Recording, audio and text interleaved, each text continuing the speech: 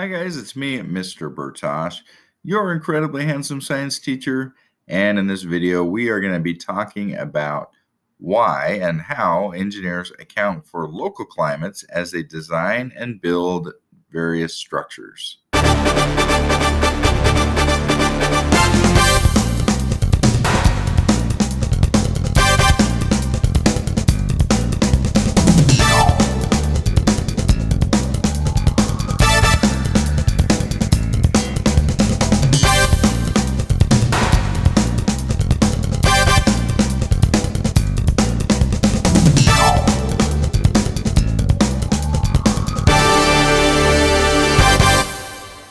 In another video, I talk about weather and why it is important for engineers to account for the weather when they are designing and building the amazing structures that they are building.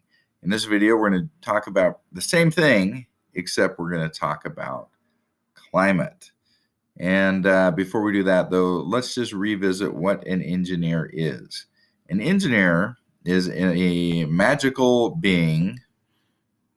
Okay, so not technically magical per se, but they're very smart, and they are people who have specialized in learning about and understanding how structures come together and how to create structures that can withstand the conditions and meet the needs that they are being designed for. So they need to understand the strength of concrete and the strength of steel and how to build everything, put all those things together in a way that will endure and fulfill the needs of whatever they are building. So if they are building, for example, a bridge, it would kind of be a probably good idea to, have a bridge that doesn't like collapse when you drive over it.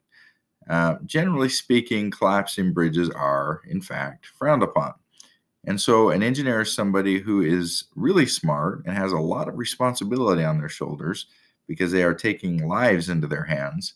They have to know all the ins and outs, all the maths that have to go into planning and figuring out how to build something strong enough so that semi-trucks and trains and lots of cars can drive over it, or if it's a building, like a skyscraper, so that all the fancy business persons, business peoples, business humans can go up and down the elevators and go to their important meetings and write things with markers on marker boards about, I don't know, whatever boring business humans talk about, like market trends or whatever, and not worry about whether or not the building is going to tip over while they are in their very important meetings. So the engineer has already accounted for all the things like wind and weather and also climate so that the building can withstand, or the structure, the bridge or whatever, can withstand the use that it is being put to. Well, why is it important that an engineer understand or account for the climate in a particular environment? And do buildings have to be the same for all climates, or do they need to be different depending on the climate that they're in? That's an important thing to consider. So once upon a time, there was this little boy named Mr. Bertosh, but little, and didn't have an amazing beard back then. And I was 12 years old. No, I wasn't. How old was I? I was 15 years old. I still didn't have a beard, though. And I went on vacation with my parents. We went to Hawaii. And we went to different like malls and things, but we also drove around some of the schools and saw those as we were visiting the Big Island. And everything was open, and it was really amazing. The mall was like missing a wall. One of the walls was just open to the sky outside. A lot of the stores were that way.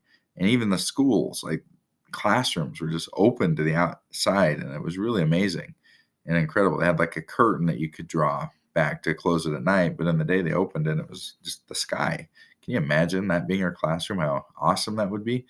Well, would you want that to be the way your store was or your classroom was if you were in Canada in the middle of winter where it's really cold? I mean, and you're sitting there in your classroom and giant snowbanks are moving in and blowing across your desk? Probably not. But Canada is a very different place than Hawaii, and the climate is different, and so structures can be built differently. So if you are a penguinologist, which is totally a real thing, not, but if you are a whatever they call a person who studies penguins, an ornithologist maybe, I don't know, and you are studying the penguins of the Arctic, the Antarctic, they aren't in the Arctic. If you're studying the penguins of the Antarctica, and you're at night, you need to go into your place to sleep or eat your lunch during the day or whatever, and you want to take off your coat while you're in there, you have to have a structure that has been built with really good insulation that can keep the warmth in and the cold out, because Antarctica is cold. And so the engineer who designs your camp, your facility, has to account for that in their design, or else you will freeze to death, or else you will never take your coat off anyway. And what about bridges? What kinds of things, climate-wise, might impact a bridge? Do all bridges have to be the same? Can they be different? So, for example, maybe you have a bridge in an area that is really dry and you hardly get any rain. Occasionally you might get some rain, but hardly ever. Or you have another area where it's really wet and you get a lot of rain throughout the year. Are there different things you have to consider when building a bridge for those two areas? Well, of course there are. Okay, well, one would be that the bridge in the place that gets a lot of water is going to have to account for how it gets the water off the bridge as people are driving. So you need to have like drainages and storm drains and things on the bridge. The bridge has to be designed to withstand the wear and tear from the water, like the rusting. If it's in a wet place, it's going to wear out a lot faster than if it's in a dry place. So maybe you have to paint it more or differently, or with a different kind of coating to protect it so it doesn't rust as quickly. And maybe the pilings that go into the ground have to go deeper in order to withstand the increased rushing waters that maybe go underneath it.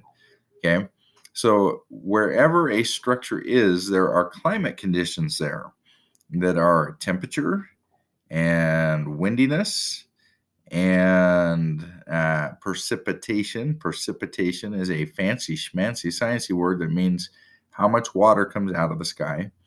And those things, the engineer has to say, okay, where am I building my structure? What is its purpose? And what is the climate?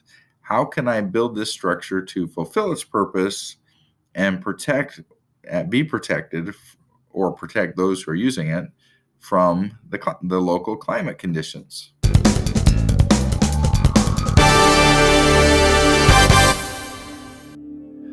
Hi guys, thanks for watching my video. These rambling science videos where I go unscripted and just kind of barf up all the science knowledge out of my head are part of a series that go along with an online class that I teach, which you can sign up for if you go to handsomescienceteacher.com. I also have a whole bunch of free resources for homeschoolers. I have hundreds of articles on every topic that covers your entire science curriculum from 5th through 8th grade. I have online games and quizzes, all curated and written by this handsome guy, a science teacher with, well, three degrees, but 2 of them are in science.